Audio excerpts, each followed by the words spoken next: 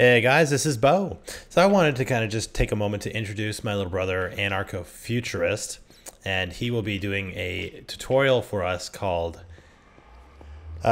Jungle Tree Generator. Basically how to turn jungle trees in Feed the Beast into an unlimited source of awesomeness and power. He's been telling me about this method for kind of a while, and I've been always kind of curious. So I decided, dude, would you make me a video so that way I could show the world what your technique is? And he agreed. So let's sit back, watch, and enjoy. Now, if you really thought that his stuff was really good and you thought it was funny, why don't you be a total pal? And in the comments below, or in the description, there's a link to his channel. I would like to see how many of us can get subscriptions to his channel in the next 24 hours. Okay? And if we can get 50 subscribers to my brother's channel total, I will give away a 3-month pass to XSplit.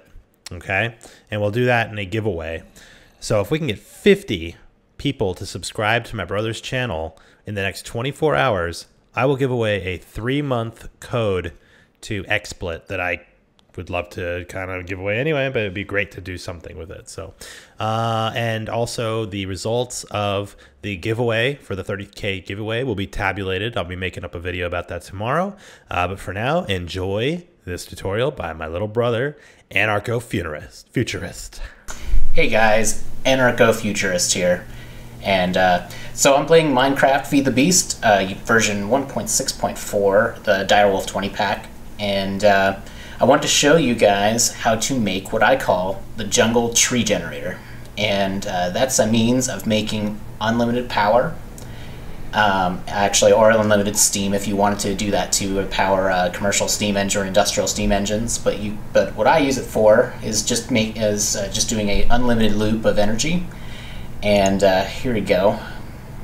So I actually don't have it in this saved file called Jungle Generator. I have it in this diamond file because it's my best version of the Jungle Tree Generator that I actually created in survival mode without any cheats, just to see how much effort it actually takes to build one of these things. And man, it takes a lot of effort. So here we go. I'll show you guys this thing. Alright. So, let's get outside here. Now, I like the way I designed this one because it fits on top of my nice little house here. Alright, here you go. On all of its gloriousness. Alright, so let's get into the nuts and bolts of how you would build one of these things. First of all, as you can see here, great, and I can see it. It's taken the harvester is starting to harvest the trees right now. You can see it goes pretty fast. Make sure you have a pretty powerful engine on this thing to make this thing work, and I'll show you the engines that I use. I actually use a pair of electrical engines for all the workings here. And you can see this is a melding of several different mods, and you'll need a few different mods to make this work, and of course the Direwolf 20 pack has all these. You need Buildcraft, you can see all the Buildcraft pipes, and you need Industrial Craft for like the electrical. You'll also need Forestry for the electrical engines, and you'll also need like Industrial Craft also for the induction furnaces. And also, of course, the main mod you'll need is Railcraft, because you'll have these high pressure boiler tanks and solid fueled fireboxes. So the way this works is, first of all, you need to mine a fuck ton of iron because you need a bunch of steel. And actually, if you saw right at the beginning, if you see, look in the window here, I actually have 2 of the blast furnaces down there, so I could create all the steel needed to make these tanks. And these high pressure boiler tanks, you can make them in multiple configurations. This is in the largest configuration you can make it, and that's 3 by 3 by 4. And then there's also the 3 by 3 array of solid fueled boiler, fireboxes underneath it, and they're using charcoal. And the reason I'm using charcoal, and I know you could turn the charcoal into coal coke if you wanted to, but the problem is that takes a long time and it's just not really gonna work. And the thing is this works, the charcoal works perfectly fine, because essentially the great advantage to having a steam, the steam setup like I have right now, like with a steam boiler, is that all you really need to do is maintain that temperature. It'll actually still be creating steam and energy as long as it's above 100 degrees Celsius. So just basically all you need to do is keep it, have enough fuel just to keep it burning and keeping it above that temperature. And what's great about that is if you ever have like any hiccups with your harvester, you know, harvesting the trees, is not harvesting enough trees or something, or it slows down for a minute, you know, things happen in when you're building machines like this. The steam boiler will keep going because it'll have the spent energy inside of it, or the stored energy inside of it. The steam will keep the temperature and it'll keep creating energy. It'll drop temperature, but it won't drop rapidly or anything, and it'll likely, the machine will kick back into action way before it'll ever even drop. And you see, I got these at 1,000 degrees. This thing will not drop. In fact, this setup that I have right now could potentially do another set of steam turbines and steam and high pressure boilers. So probably another setup just like this with the steam turbine and the boiler back here. So I'm just going to show you. So basically, the main parts that you have, first of all, you have the Mine Factory Reloaded parts, which is your planter underneath here. You can see I have the jungle saplings in each one of the slots here that says build. This is what you'll build on each one of these sides. And then of course I have all these jungle saplings under here that feed the farm above. And I also have a tin upgrade to expand the radius of the tree farm. And I found that I know you could do this with an emerald, and you could make this farm really huge. The problem is that those steam boilers cost a ton. So it's not really plausible to like make a ton of them or something like that unless you're in creative. So you could do that in creative and you can create a fuck ton of energy if you wanted to. You could use emerald upgrades. You can make these in emerald or diamond, and they increase the radius way bigger than 3. But I found that tin is really easy to find, and if you're doing a survival map, it's easy to find. And tin is plenty of energy. Like I said, this setup that I got here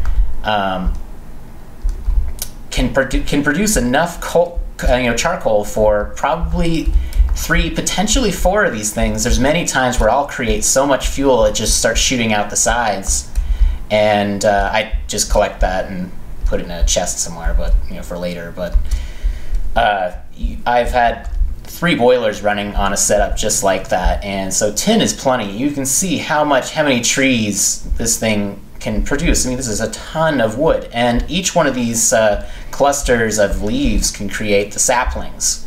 So that planter under there, I just have a regular old electrical engine on it, and that powers the planter plenty. You really don't need much energy, because basically what it does is just detects, do you have any saplings in the area that I'm supposed to plant in?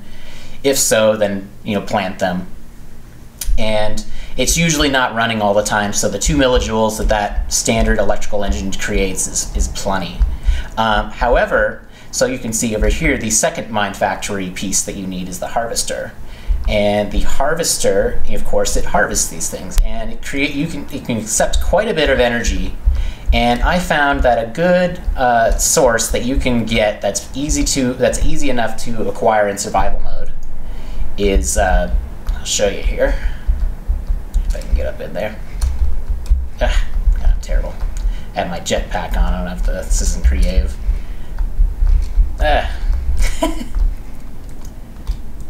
Alright, here we go. So you can see in here I've got this intricate circuit board in here which upgrades my device, and what you should do with this is definitely do 2 bronze tubes, 1 tin tube, and 1 iron tube.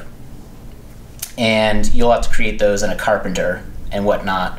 And you'll use a soldering iron to put this together. You can find all the parts if you just look at the recipes. But essentially, you stick this in there to upgrade this, and that will give it plenty of speed. You can see it's chewing through this trees really quickly. I'm gonna go jump in bed real quick. I know I could switch it into creative, but I don't want to do that right now. I'm just gonna sleep real quick and go run back upstairs. So you can see, I mean, you saw just before all those trees there up to the sky and it's gone. So this is plenty of energy to produce this. So now you can see back here, there's a diamond pipe here, and one is for the saplings, which is going off this way, and it's being fed back into the planter back here. You can see it coming in the side here. And that just makes it so that the planter always has saplings.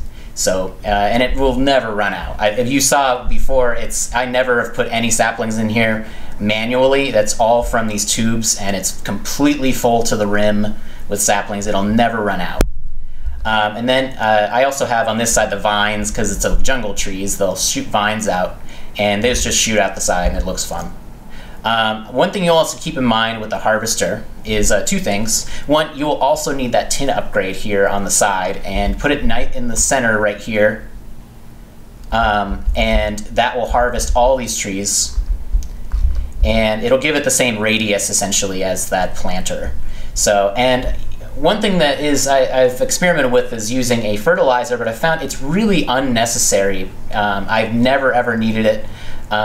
One, because the steam engines, they'll just keep their temperature, and if they drop a little bit, it's not a big deal. It's still creating plenty of energy, way more energy than you need. And it's just a matter of time before one of these jungle trees will grow, and then you'll have see, here you go, right there. You'll have there we go, there's another one.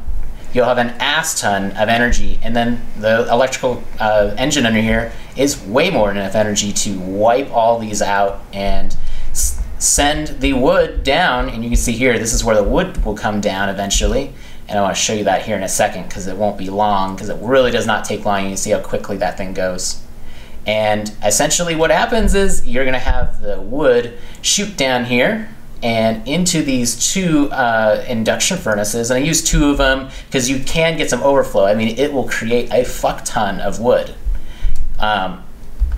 And then it'll rapidly, and then also the induction furnace, since you can have it sitting here at full heat, it'll burn and make charcoal very, very quickly. You can see it's out, here's the wood shooting in there.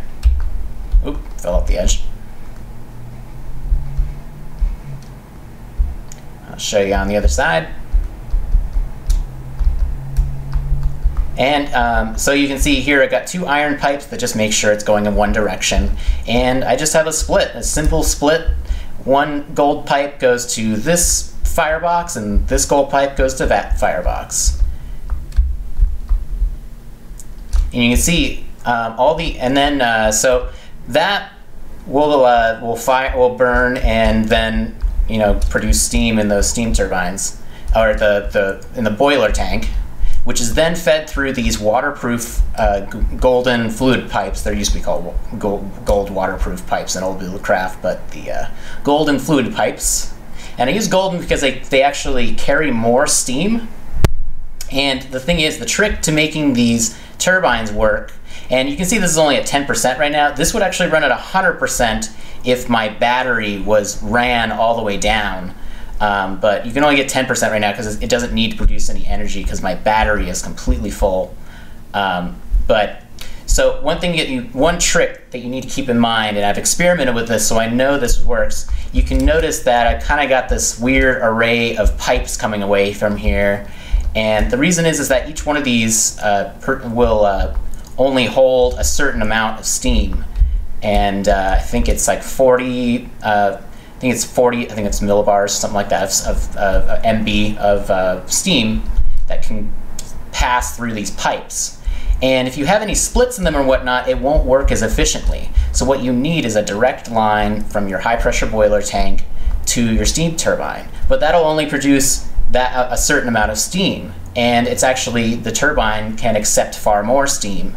So what you want is several direct lines from your boiler tank over to your turbine. And I have, for this setup, I have 1, 2 on that side, let's see, 3, 4, 5, 6, 7. I think I have 7, 8 actually. I have 8 pipes, 8 direct lines to my high pressure boiler tank, and that makes it so, because, and you'll notice if you just use like 2 of these or 4 of these, you know, you would actually notice that your turbine would only get up to like 50%, and you'd be wondering, I've got all this steam, what the fuck?